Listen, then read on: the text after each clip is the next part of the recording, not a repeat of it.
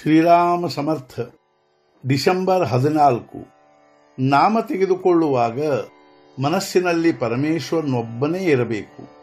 ಭಗವಂತನಿಗೆ ನಮ್ಮ ಪ್ರೇಮದ ಹೊರತು ನಿಜವಾಗಿಯೂ ಬೇರೆ ಯಾವುದರದೂ ಅವಶ್ಯಕತೆ ಇರುವುದಿಲ್ಲ. ಆ ಪ್ರೇಮವು ಒಳಗಿನಿಂದಲೇ ಬರಬೇಕಾಗುತ್ತದೆ.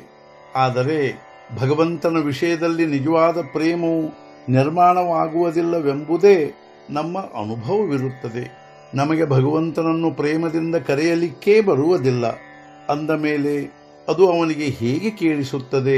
ಸಹವಾಸದಿಂದ ಪ್ರೇಮ ಬೆಳೆಯುತ್ತದೆ. ಉಗಿಬಂಡಿಯ 4 ಗಂಟೆಗಳ ಸಹವಾಸದಿಂದ ಪ್ರೇಮ ನಿರ್ಮಾಣವಾಗುತ್ತದೆ ಅಂದ ಮೇಲೆ ನಾಮಸ್ಮರಣೆಯೊಂದಿಗೆ ಪ್ರೇಮ ಏಕೆ ನಿರ್ಮಾಣವಾಗುವುದಿಲ್ಲ? ದೇಹದೊಂದಿಗೆ ಅನಂತ ಜನ್ಮಗಳ ಸಹವಾಸವಿರುತ್ತದೆ. ಆದ್ದರಿಂದ ದೇಹದ ಮೇಲೆ ಪ್ರೇಮ ಉಂಟಾಗಿ ದೇಹ ಬುದ್ಧಿ ನಿರ್ಮಾಣವಾಗುತ್ತದೆ. ನಾಮದ ಸಹವಾಸವನ್ನು ಕೂಡ ಬಹಳಷ್ಟು ಅಂದರೆ ನಿರಂತರ ಮಾಡಬೇಕು. ಅಂದರೆ ವಿಷಯಗಳ ಮೇಲಿನ ಹಾಗೂ ದೇಹದ ಆಸಕ್ತಿ ಕಡಿಮೆಯಾಗಿ ನಾಮದ ಮೇಲೆ ಪ್ರೇಮ ಉಂಟಾಗುತ್ತದೆ. ಹೆಂಡತಿ ಮಕ್ಕಳ ಪ್ರೇಮಕ್ಕಾಗಿ ನಾವು ಎಷ್ಟು ತ್ಯಾಗ ಮಾಡುತ್ತೇವೆ. ಅಂದ ಮೇಲೆ ಭಗವಂತನ ಶಾಶ್ವತ ಸುಖಕ್ಕಾಗಿ ನಾವು ಕ್ಷುದ್ರ ವಾಸನೆಗಳ ತ್ಯಾಗ ಮಾಡಬಾರದೆ?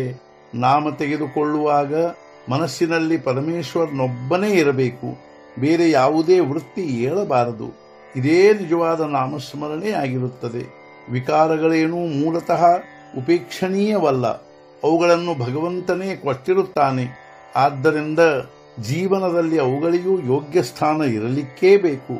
ಇಷ್ಟೇ ಅಲ್ಲದೆ ವ್ಯವಹಾರದಲ್ಲಿ ವಿಕಾರಗಳ ಅವಶ್ಯಕತೆ ಇರುತ್ತದೆ. ಆದರೆ ನಾವು ಆ ವಿಕಾರಗಳನ್ನು ಸ್ವಾಮಿತ್ವದಿಂದ ಉಪಯೋಗಿಸಲು ಕಲಿಯಬೇಕು.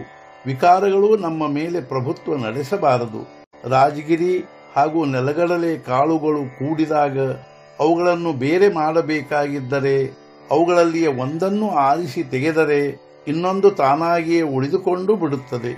ಇಷ್ಟೇ ಅಲ್ಲದೆ ಅವುಗಳಲ್ಲಿ ಆರಿಸಿ ತೆಗೆಯಲು ಸುಲಭವಾದದ್ದನ್ನೇ ನಾವು ಆರಿಸಿ ತೆಗೆಯುತ್ತೇವೆ. ಅದರಂತೆ ತೆಗೆದುಕೊಳ್ಳಲು ಸುಲಭವಾದ ಭಗವಂತನ ನಾಮವನ್ನೇ ತೆಗೆದುಕೊಳ್ಳುತ್ತಾ ಹೋದರೆ ವಿಷಯಗಳು ತಾವಾಗಿಯೇ ಬೇರೆ ಆಗುತ್ತವೆ. ನೆಲಗಡಲೆ ಆರಿಸಿ ತೆಗೆಯುವಾಗ ಅವುಗಳಿಗೆ ಸ್ವಲ್ಪ ರಾಜಗಿರಿ ಕಾಳು ಹತ್ತಿದರೂ ನಾವು ಅವುಗಳನ್ನು ಝಾಡಿಸಿ ತೆಗೆಯುತ್ತೇವೆ. ಅದರಂತೆ ಭಗವಂತನ ಅನುಸಂಧಾನದಲ್ಲಿ ಬೇಡವೆಂದರೂ ಸ್ವಲ್ಪ ವಿಷಯ ಬಂದೇ ಬರುತ್ತದೆ. ಆದರೆ ಅದನ್ನು ಆಸಕ್ತಿಯಿಂದ ಅನುಭವಿಸದಿದ್ದರೆ ಅದು ನಮಗೆ ಬಾಧಕವಾಗಲಾರದು. ಸರ್ವಸಂತರ ಅಭಿಪ್ರಾಯವು ಒಂದೇ ಆಗಿರುತ್ತದೆ. ಅದೇನೆಂದರೆ ನೀನು ಭಗವಂತನ ಅನುಸಂಧಾನ ಅಂದರೆ ಸ್ಮರಣೆಯನ್ನಿಟ್ಟುಕೋ. ಅದರಿಂದ ನಿನಗೆ ಸತ್ಯದ ಜ್ಞಾನವಾಗುತ್ತದೆ.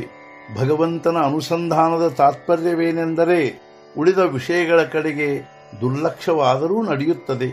ಆದರೆ ಭಗವಂತನ ವಿಸ್ಮರಣೆಯಾಗಬಾರದು. ಭಗವಂತನ ಅನುಸಂಧಾನವನ್ನು ಯಾರು ಹೇಗೆ ಇಡುತ್ತಾರೆ ಎಂಬುದಕ್ಕೆ ನಿಯಮವಿರುವುದಿಲ್ಲ. ಕೆಲವರು ಪೂಜೆ ಮಾಡಿ ಇಟ್ಟುಕೊಳ್ಳುತ್ತಾರೆ, ಕೆಲವರು ಭಜನೆ ಮಾಡಿ ಇಟ್ಟುಕೊಳ್ಳುತ್ತಾರೆ, ಕೆಲವರು ನಾಮಸ್ಮರಣೆ ಮಾಡಿ ಇಟ್ಟುಕೊಳ್ಳುತ್ತಾರೆ, ಕೆಲವರು ಮಾನಸ ಪೂಜೆ ಮಾಡಿ ಇಟ್ಟುಕೊಳ್ಳುತ್ತಾರೆ, ಕೆಲವರು ಚಿತ್ರಕಲೆಯಲ್ಲಿಯೂ ಕೂಡ ಇಟ್ಟುಕೊಳ್ಳುತ್ತಾರೆ.